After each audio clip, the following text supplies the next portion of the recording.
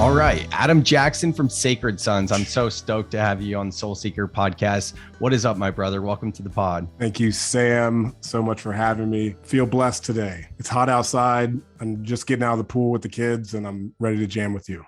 Labor Day right here, day of recording. So talk about dedication.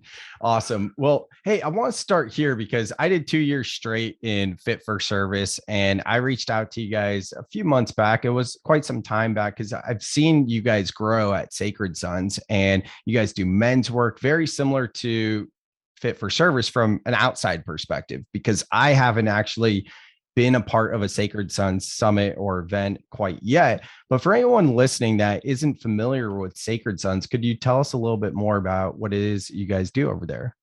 Yeah, thank you so much. Seekrz Sons is an organization dedicated to masculine alchemy. Like you said, we do the men's work. However, we're really pushing the edges of what that looks like.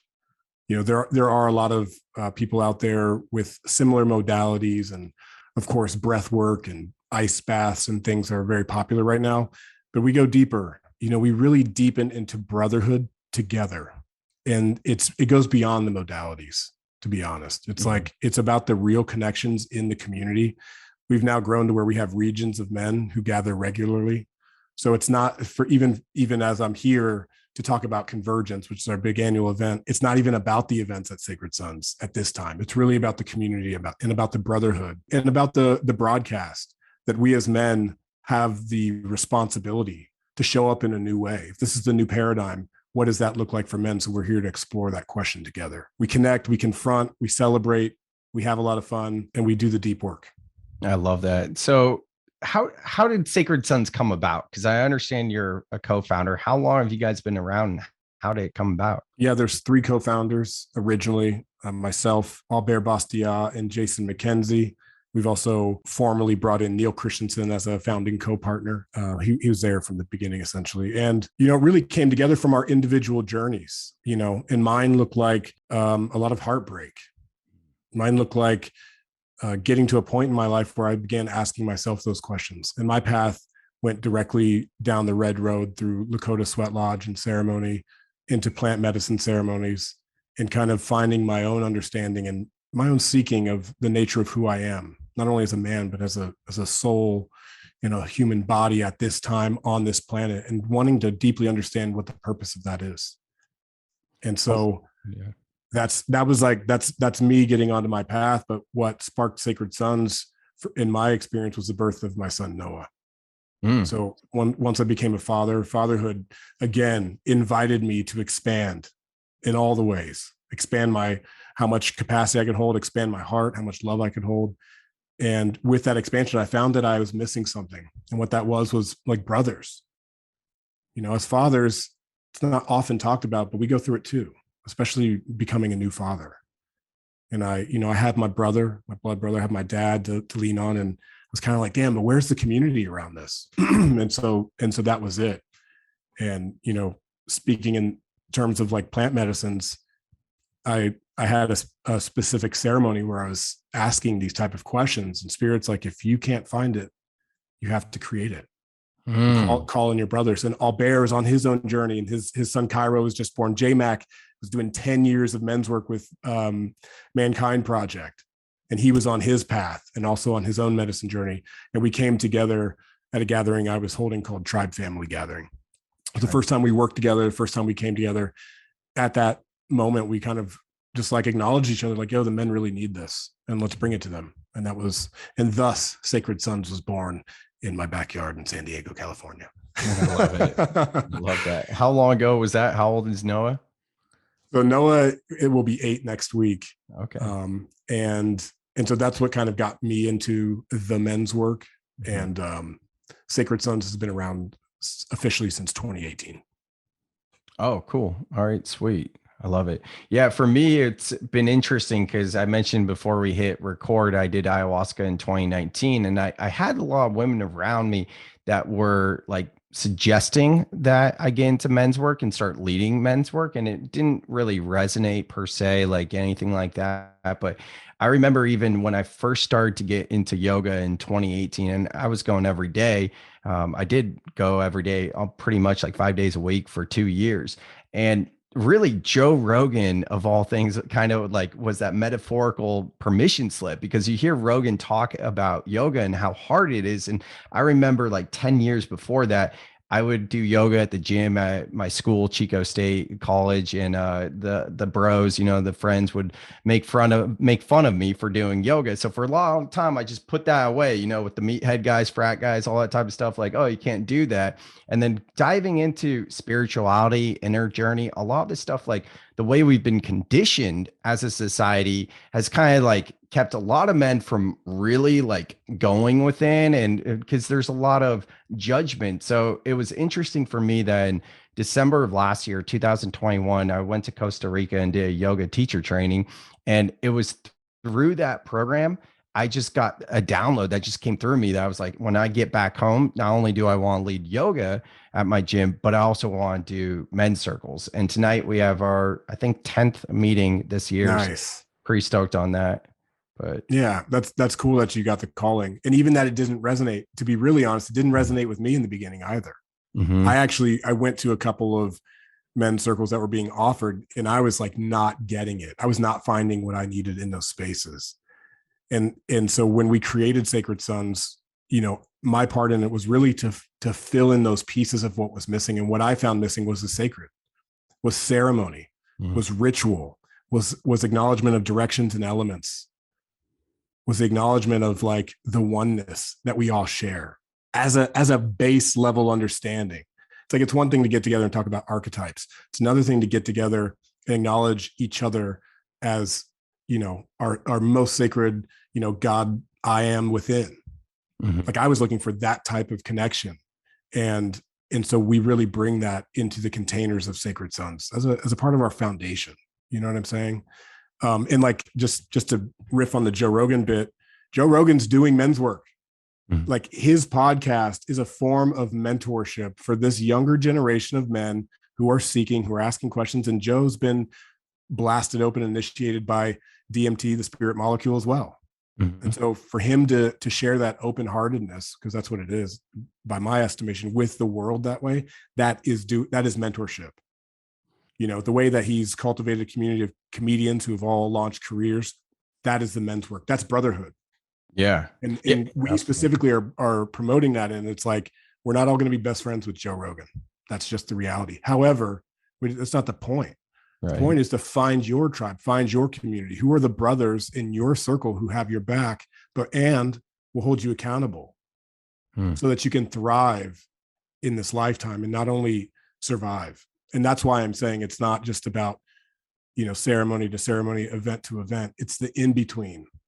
It's the ceremony of life that keeps us really connected. And so that's what we're calling forward with our men, with these brothers. Yeah, I was going to ask you about that. You mentioned the in between. I was going to mention it as refer to as integration, but in the in between, because you do have like chapters, like all of a sudden Sons of Anarchy came through for me, and you guys kind of to a certain level, not like you're a biker gang or anything, but I know you guys have like your leathers, which is dope. It's your guys' merch. And I gotta say too, my former personal brand was as Swag Sam. I have a swag company. That's how I built my business, branded merchandise. So just from someone being in that industry of branding and positioning, and specifically through merch, you guys do an excellent job with that, with like your patches and all the different things. But you guys do have like that shirt too. That's Sacred Sons, right?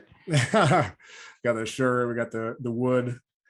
Tell us about the scorpion. Oh yeah. Or the logo, it looks like. Yeah, I want to say here though, what one thing that was very important to me in creating something like this is that, one, we were going to show the work. Mm-hmm. And so if you look at our Instagram, like you see what we're about and what we do. Not that we're sharing people's personal stories, but like you get the emotions and the depth of the work that we're doing. Because I feel like men's work in the past has had a shadow about being seen. And then the second thing is we're going to make it cool. Like we're going to make transformation cool.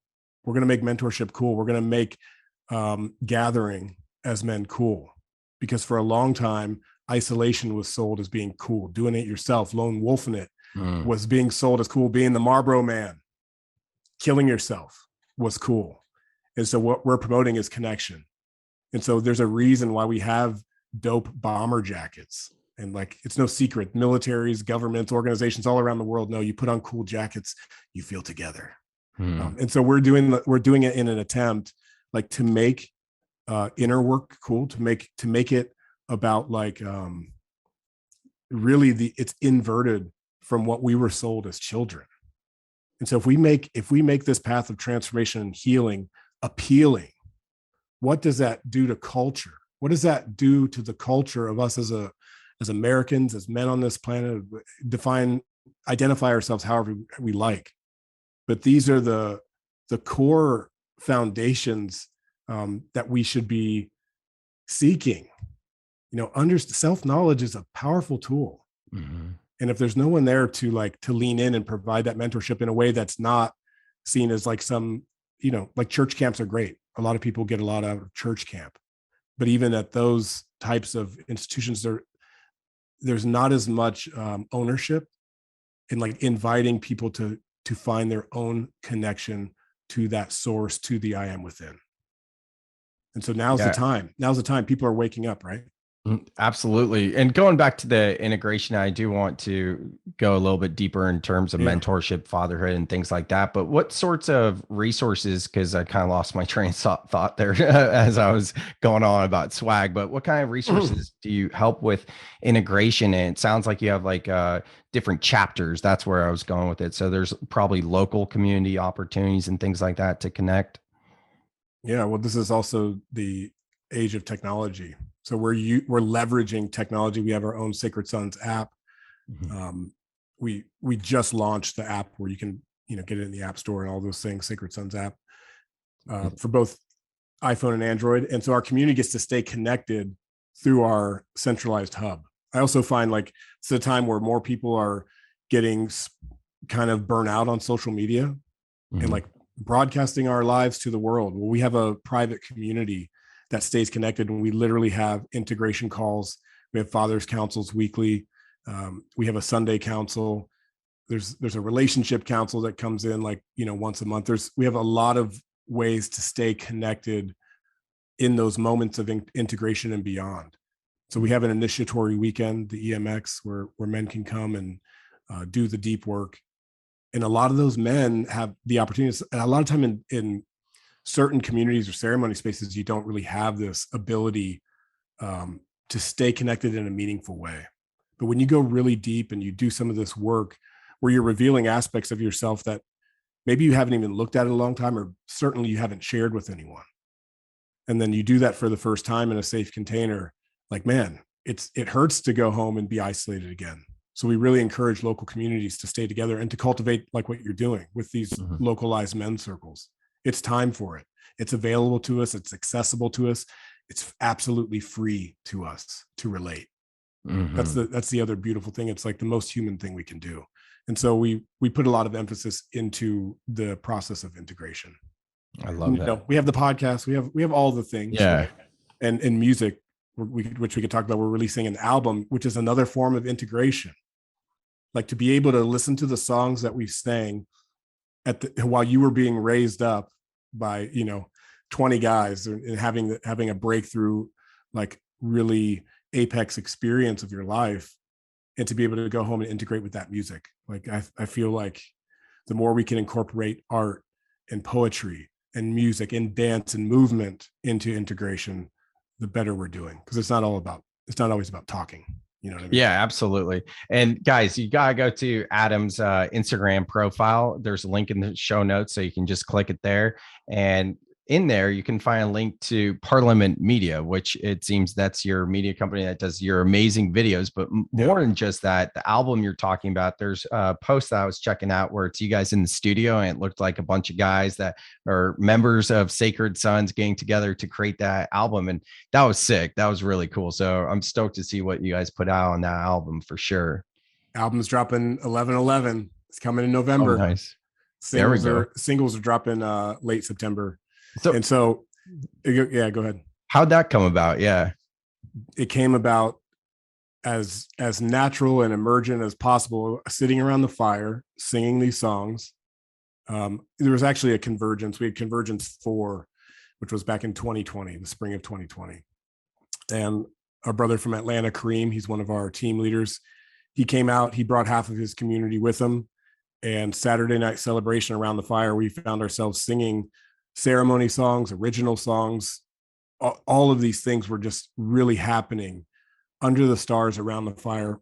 And men were chanting together in different languages, in sounds, in grunts, in yips, in wolf howls, right? And I remember leaning into Kareem and going like, we're going to make an album out of this. Like, this is the frequency of song that our ancestors has felt for thousands of years. And we've kind of separated from what that feels like.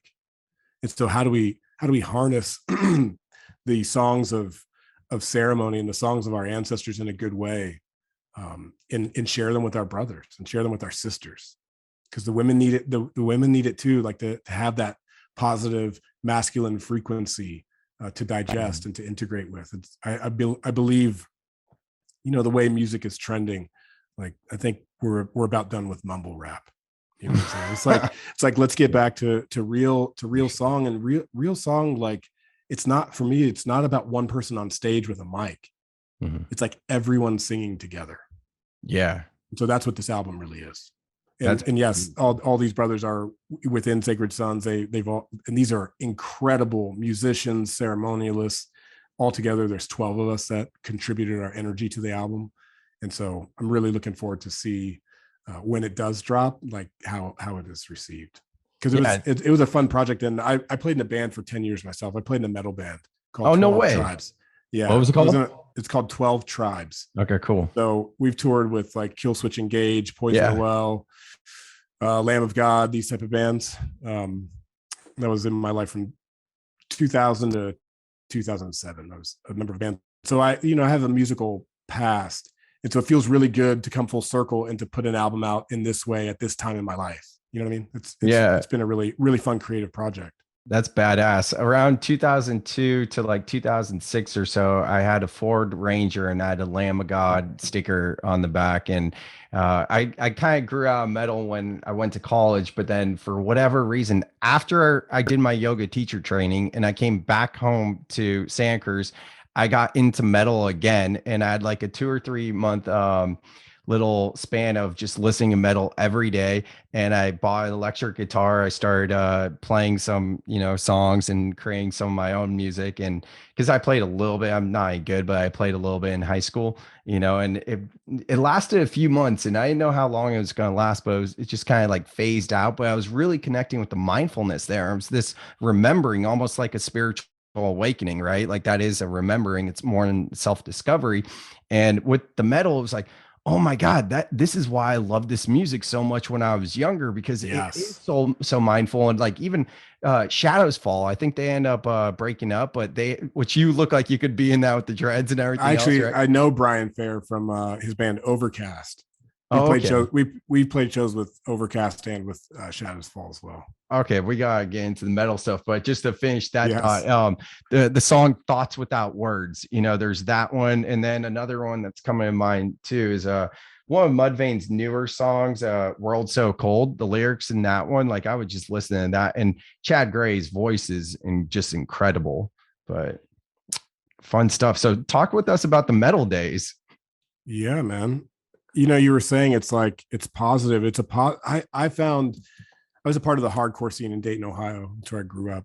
And I found the hardcore and punk rock and DIY type of scene to be so good for all of that teenage like energy and angst. And, I was also skateboarding and doing graffiti and those type of things.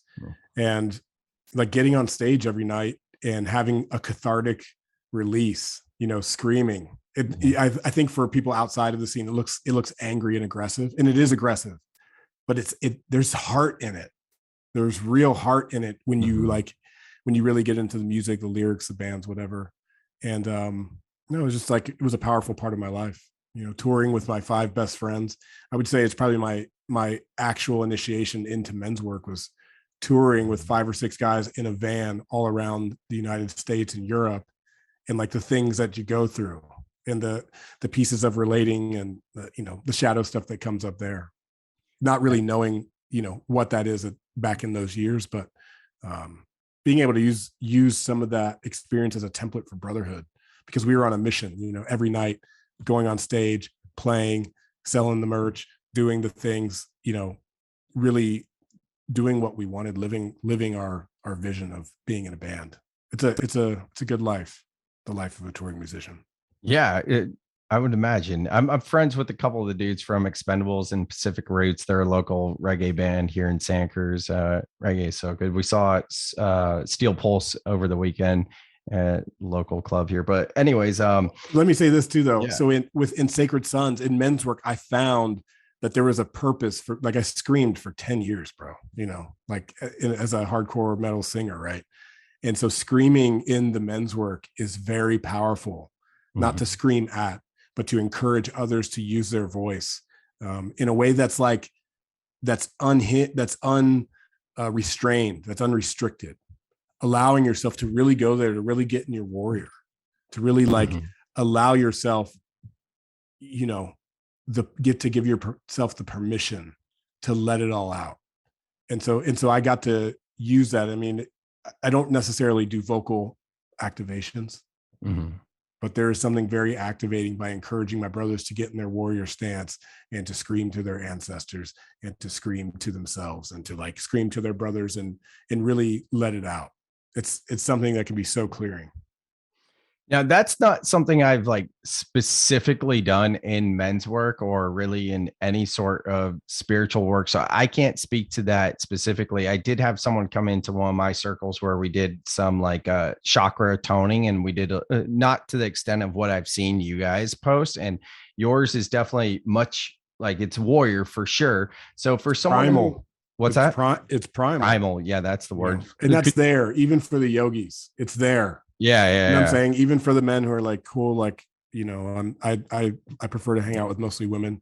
Cool. I get it. And it's still there. At this point, we've worked with thousands of men. And it's not that we are conjuring these energies to become more aggressive.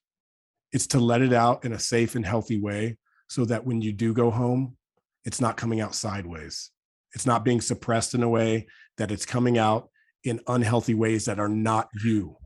That the saying, oh, it wasn't me, that wasn't me, or even worse, he was such a nice guy. Right. It's cool. We got it. You're a nice guy. And we know there's a monster in there, and it's time to be seen. It's time to let it out. We know there's frustration and pain. We know it because we have it too. You understand? This is the men's work. It's the acknowledgement between each of us of whatever it is that we're carrying or that we're holding or that we've suppressed for X amount of years. It's it's okay. It's okay here to let that out. Yes. And we go beyond the screaming, of course. But. Yeah, absolutely. Talk to us a little bit more about the experience. Anything primal, warrior, what happens in the transformation afterwards? How does it feel like a weight is lifted off your shoulders, or you feel more light? What does that transformation look like? It shows up in different ways for everyone. And so our containers, they're structured. However, they're allowed the space for the men who come in. We don't have an agenda first you do this, then you do this, then you do this, and now you're lighter. We really we take men on a hero's journey in a group, in Brotherhood. We agree we're all going in together. And so for some men, the transformation can come from shadow work or ritual connection, as we call it. And so what that can look like is someone who's been holding something deep in their stomach and really following the energy, asking the questions and getting a brother to a place where he can move it. Energy is not created or destroyed. It can only really transform or transmute. And so we're there for that. And so, yeah, something like that can make someone feel lighter. However, some people come in really airy, and feeling lighter is not what they need. Sometimes they need to feel more grounded. And so that can look like that can look like all kinds of things. Specifically, I'm feeling like that can look like having a couple men holding your feet to the ground while you claim your confidence, while you invite in, the power of the brothers who are supporting you to get over the hump of not, knowing what your next step is in life is. So I just want to be real clear. It's not like, yeah, come to Sacred Sons and then you're going to leave feeling lighter. Yeah, that's a probably a good assumption. And you may leave feeling more grounded. You may leave feeling more connected. You may leave feeling more like yourself than you ever have before, because you allowed yourself the space and the time necessary to cultivate that within. And so these experiences, they're largely pattern interrupts for the routines that you've cultivated in life that have got you to up into this point. And a lot of men, especially around that age of 30, find themselves stuck. Mm-hmm. And that can be financially stuck, spiritually stuck, emotionally stuck, relationally, physically. We understand, and we've seen all of it. And so the invitation is to get unstuck. And the only way to do that is to get out of your routine, get yourself in an uncomfortable situation around a bunch of strangers and dive in head first. You know what I mean? And now's the perfect time. About a month or so in October, mid-October, you have Convergence 7, which is that your biggest event of the year? Yeah, Convergence is our annual crown jewel event. It's really, at this point, it's become like this incredible family reunion. All of our leaders from all around the world come to Convergence. And if it's your first time experiencing Sacred Sons, this is a great time, because literally all of our leaders, and for brothers who are kind of following along, myself, Albert, Jason, yes, Stefanos Sifandos, Kevin Walton, Shems Hartwell, Kale, Kahi, Kareem Manuel, like all of the men who really hold what it is to be a Sacred Son in terms of the leadership are all there. So we split the weekend up into teams. Each team goes through these different physical, relational challenges together. Sometimes that looks like ritual connection that I was describing, like shadow work, but sometimes that looks like ritual combat, and for some men, it really is physical. Like they need to get a somatic experience in their bodies to become present once again. And confrontation is a great way to do that. And so anyways, the teams are split up. We go through our team exercises, and then we all come together for these really big moments of ritual combat, of celebration. We're going to be playing some of the songs from a record at this year's celebration, Convergence 7. And it's like, man, I really don't want to use this analogy. I'll use a different one. Traver Boehm called it the Woodstock of men's work. You know what I mean? It's like, it's a powerful thing to be in a group and to do the deep work, but then to come together with, 300 men, and like, wow, what it also has become is a broadcast. It's like, we are staking our claim for something here. We're showing that men from all backgrounds, from all religions can come together, united for the purpose to love, to heal, to acknowledge each other. And I don't see it happening anywhere else on earth. And it's our mission. I mean, it's what we're here for. So if you feel called, if you feel the call, Convergence 7 Generations is in North Carolina, October 13th through 16th, 2022. And yeah, man, look forward to seeing people there. And it sounds like you guys are inviting youth in. It's kind of like a fatherhood mentorship for youth. And then also I saw some stuff with elders. Like there's a big generational learning and bonding too, it seems like. Yeah. So this year, the theme is generations. And this year we've launched our Sons Youth Program led by Trevor Spring. So we've had our first Sons Youth Convergence, which had over 50 young men on this hero's journey in the transition from boyhood to manhood. And so at this year's Convergence, we have a youth camp, and we also have an elders council, which is just like, this is where we are. We are the adults in the middle, and it's our responsibility as Sacred Sons to look back to the generation who's coming up and reach out a hand of encouragement. You know what I'm saying? A hand of like, we see you. And yes, this is hard, because this is a troubled time to be born into. like one of my mentors, Stephen Jenkinson, says. So to reach out a hand to the youth and invite them in, and then also to reach forward a hand to our elders and acknowledge them. We see you. We thank you. Thank you for giving us this life. Thank you for singing your songs. You know, as adults, as men, it is our responsibility. That's the stage we find ourselves at. And the self-serving nature that our westernized culture has promoted, it left us in a situation where there was a lack of mentorship, and our elders are getting, sent on their way and stuck into homes and largely not even being acknowledged. And that's not a world I want to live in. So we're contributing to a new culture. And where you can find that is Sacred Sons Convergence 7 Generations in North Carolina. It's so powerful, bro. Like on the real, it's just like, it's incredible. The amount of energy that's cultivated in our spaces, it's extremely transformational.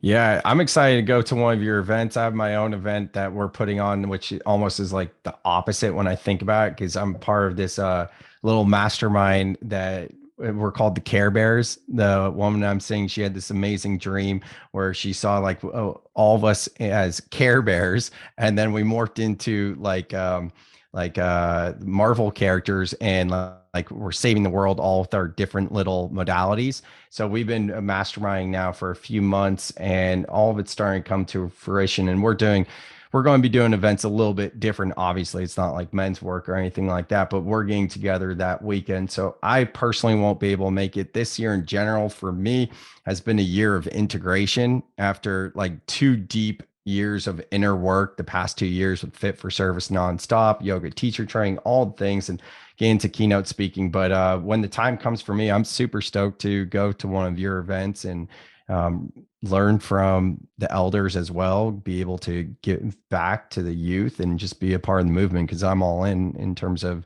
spiritual growth and especially men's work as well. So it's amazing. Yeah. It takes all of us, and it takes all the ways. You know what I mean? I really see that my mission, and we could talk about plant medicines as well, but like the vision that I was shown was like, this is the work that I am to lean into and to lead. And so I'm on mission, right? But like, we need the Care Bears too. We need the Avengers too. We're like, whatever modalities people have to get connected, we need all hands on deck. So full support to everyone who's out there on their individual journeys. I want to invite an awareness to like, there's no competition in these spaces between communities. Sure. What it is about like raising each other up. And so if you're inspired by the work of Sacred Sons, see yourself alongside Sacred Sons, creating connection in the ways that you know how to create. And for the brothers who are out there, when you know, you will know. There's a specific time I've kind of like watched as I'm tracking men who come into our community.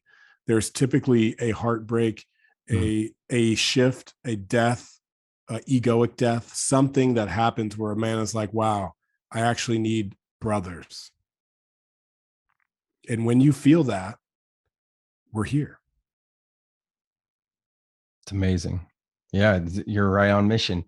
Well, Adam, I mean, I feel like we hit a bunch of important things. The last thing I just want to talk with you about is fatherhood, because you mentioned it a few times when you became a father. And I believe, do you have 2 sons? Is that it? I got 3 boys. 3 boys. Yeah, bro. Oh, nice. So fully in. Yeah, fully in for sure. Just talk with us a bit about fatherhood, because I'm so curious to hear what's coming up for you. I mean, to be, cliche, it's the greatest reflection. It's the biggest mirror. And I like to say my family is my spiritual practice. It was easy to go to the yoga studio, when you're just like cruising with no one to take, responsibility for. It was a beautiful thing to go sit with plant medicines when I was the only person I had to think about. But having children, as a man, it really deepens into the provider, into the protector, and into the king, into the kingship, I would say. Like, okay, this is my family. This, like, how am I cultivating my kingdom, my inner kingdom, so that I can support everything that I'm holding, but also like the reality of this family. And so, yeah, my first son, Noah, was born in 2014. And before I was initiated into fatherhood, I went and sat with grandmother ayahuasca in Joshua Tree, California, with a medicine woman. And I had a vision of him. He was 6 months in the womb. And it was my intention in sitting to prepare myself for fatherhood. And what happened is I had a vision. Spirit came over me. It kind of like scanned me, if you know that feeling. Mm-hmm. And Spirit was like, I remember you. And I had this feeling come over my body that was just like, just truth, truth coming through. And like, I'm remembering this place too. And the fact that I'm being seen in this place, and my vision kind of shifted, and I'm looking at my son, Noah, a vision of him. And in the vision, I'm holding him, and I scanned his face with my hand, and I said, I remember you. And in like, I got, how these moments happen, and all of these memories of connectedness and choices to be together again in this life. And that was my initiation into fatherhood. And that's when I was like, oh, there is actually nothing more important not than our relationships, than our agreements, and then when we do get the opportunities to come into contact and to come into love. And having children is like, it's a different type of love, and it's as deep as the well goes, as far as I've found. And so that's the place that I live from, Sam. You know what I mean? Like, and it's not like I'm there all day, every day, because sometimes it's just changing diapers, and sometimes it's just getting them in the car so we can get to the pool. Don't get me wrong. That's like, there's like the practical element to it, but on a soul level, like to bring in children and to create life along with Hannah, and to really cultivate a family with love at the center, like truly, with communication, with with my own embodiment, but more than that, with heart and play and joy at the center. Like that's been that portion of the mission, bro. And that's why, and that's what I'm saying. That's why I need my brothers, for a lot of dads out there, because I found myself in this situation. I guess this is what I'm wanting to convey, if there's anything. I found myself like, fuck, I'm overwhelmed at one point. Mm-hmm. And my wife can't hold it. My the people I'm working with, and some of my closest friends can't hold it. And so it's really important that men find these type of circles, to find men's work, to find masculine alchemy, because you'll find brothers who can hold it with you, so that when you are home, you can show up in the way that you say you're going to show up, and you can show up in a way that feels aligned with you and your family. And in my case, with me and my family. So we get to go out in the desert, we scream, we let it out, we do the work we need to do, and we show up at home as sacred sons as well. And that's the in-between, right? That's what I'm saying. It's not necessarily about the fire. It's in between fires. So in between those ceremonies where the real work is done. I have a subtopic here. It's not necessarily a question. I'm having trouble framing it the way that I'd like to, but it's almost like, sometimes, at least I feel like I live in two worlds. I think it's pretty common for those of us deep on the spiritual path, whether it's with medicines or without, and we're integrating back into quote unquote normal society. In terms of your work with Sacred Sons and the way your wife and you are raising your children and the family you have, I mean, you do live in San Diego, which is like, there's a lot of quote unquote normal people right there. It's not off grid or anything like that. What does the integration look like in terms of, maybe it's other parents that maybe don't see eye to eye to you and things like that? How does that look? Yeah, I don't really have that so much, but we moved out of the city. During COVID, we were living on Maui. We lived out in the jungle. We were kind of 30 minutes from everything. And we really deepened into that. We're like, cool, we like that. So we moved out to Hamul. We're up on a mountain outside of the city. So we do have some space, and from like the city, and from the regularity of it. But honestly, man, over these past 10 years, I've cultivated friends and community that I can have the most open conversations with, whether that's talking about home birth, which our son Johan, who's 7 months old, was born at home, and not be judged for it. So we can, you know what I'm saying? I've cultivated enough connections around me where I'm not really seeking validation outside of myself from strangers, you could say. I get that. So let me say this though. Yeah. Just around this point on home birth, because having a home birth was a reclamation of our humanity as well. And so I would say, like, probably in both my family and Hannah's family, Johan is the first person to be born at home in maybe 100 years. Wow. Think about that. Yeah, it's true. Yeah, it makes sense. And so this is a way to reclaim life and to reclaim our humanity. And not that I'm saying that a hospital birth or birth center shaming anyone's choices in that realm, but this was something that felt important for us. Mm-hmm. You know, to bring through this human life in the most natural and least stressful way possible, in the most joyful way possible. We had an incredible home birth experience in doing that. And so, like, we are making choices to change our reality. You know what I'm saying? Like, to really be about it, to really live in the life that we're choosing. And so there's all kinds of choices that we're going to make. Schooling is one of them. Of course, I went through the pandemic. Noah was in kindergarten at the beginning of it, and they wanted him on Zoom calls. It's like, well, we got to make a choice here. Like, do I want my 5-year-old at that time on Zoom calls? You know what I'm saying? Yeah. So, like, we have real choices to make, but what we're doing is cultivating an embodiment as individuals, as family, then as community, in making the choices, whatever as they come, that are most in alignment with our values and with our standards. Yeah, it's really, you understand what I'm saying? 100%. And I didn't mean anything in terms of like external validation. It's more, since I'm in this new partnership and she's got a 5-year-old and her daughter entered kindergarten, and I'm just starting to see some things about, because she raised her to be extremely mindful and even spiritual. Like, they go deep, which is what I'm so attracted to them by. Seriously, right? Soul contracts there. But at the same time, sometimes it feels like it's not really the daughter, really, when she comes home. Like, it's either things she says or from the other kids. And then there's some things with the parents, and starting to get into that like drama where it's like two different worlds. So that's really where I was going. It's not so much external validation, but you really are. I hear you. Yeah. You're raising your kids differently. And I think the schooling is so important. That's why I'm starting to see, because I mean, it's not my place, you know, as where I am or where our relationship is now, but it is somewhere where I'm starting to think about this, is like, would I actually want to raise children in traditional public schools, you know? So it is a big topic. But that's the thing.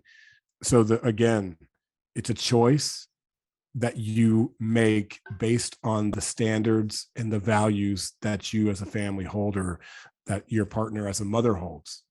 So I agree with you. That's a tricky choice. There's going to be more difficult choices when certain things are imposed, potentially vaccines. You know, we were right on the edge of the potential for that to be required for children to go to public schools. That means a lot of parents have to make a choice.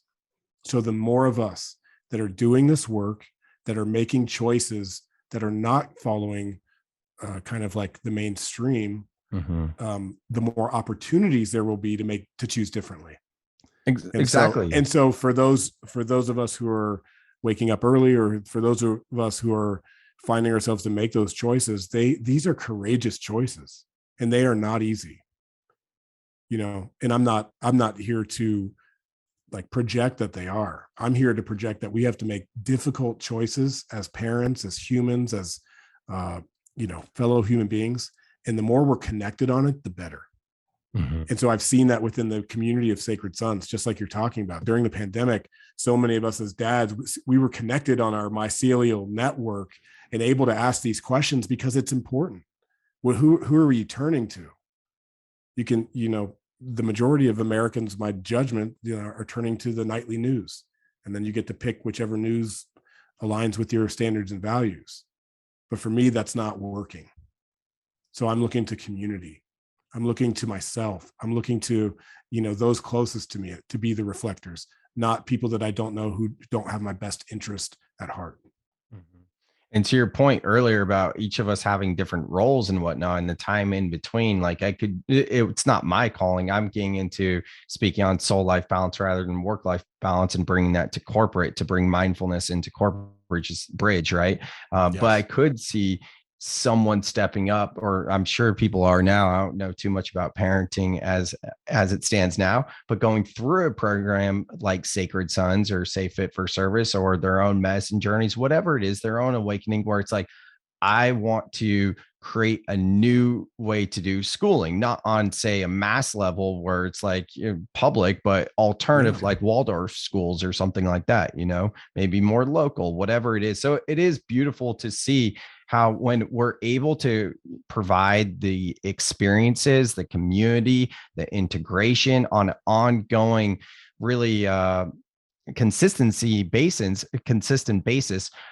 at that point, that's when these beautiful new offerings and other ways to do things are unfolding and being created. Just like, I mean, that's exactly how Seekrz Sons was born. So I think it's awesome. So sick. And that's how and why Fit for Service was born, that in some of these other organizations who are doing really good work. And that's what I'm saying too. It's like, it's not about, it's just like, we have to get in the game as adults. And some of us, man, our time is really limited, right? Mm-hmm. So we can only do as much as we can do. But man, when you feel that calling to provide that next step or to make that change in your life, know that there are others who are making that same choice. And so being in situations and spaces where we get to crack our hearts open and tap into what it is that we truly desire to see in this world and who we truly want to be in this world, it's a gift. It's a gift to be able to have that. And one thing that I found in medicine spaces is the integration in community often wasn't there. Yeah. Because it could be in a jungle that's 2,000 miles away, or it could be in a place that's not close to you. And so that's why I feel called with Seekrz Sons to really encourage the brothers in our regional communities to get together, to hold their own local circles, to make it like more than just an event. Yeah, absolutely. Well, Adam, this is absolutely incredible. Thank you for taking the time, especially on a holiday weekend, to jump on the Soul Seeker podcast. I love how you're showing up in the world, not just through Seekrz Sons, but as a husband and a father and encouraging other men. So thank you so much, brother. I see you, and I hope to do this again and meet sometime in person at one of the Seekrz Sons events. We will. We definitely will, brother. I love it. Thanks so much.